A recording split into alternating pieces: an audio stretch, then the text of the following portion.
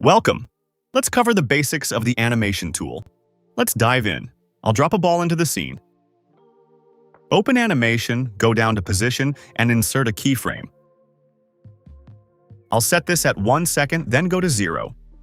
Turn on automatic keyframe recording. This sets a keyframe automatically whenever you change the position. Now, as we move through, you see it moves down in position. Right, click the first position keyframe. You get many options, but the one to show you here is bounce. This adds a ready-made animation to your object. Try them all, they're great fun. Now, as I hit play, it goes past the keyframes. To frame up this animation, pull this bracket to 1 second and it loops that range. Select the position and open the curve editor. You see the bounce curve it's taking, but you can't affect it yet. Click the keyframe and move it left or right for timing, but not much else. So we'll replace it. Right-click position and choose Convert to Curves, and it separates the dimensions.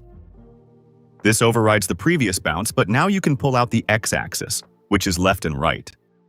Adjust how it moves by grabbing these handles and dragging them up or down. This doesn't look particularly good, but you can find a use for it. That's it for now.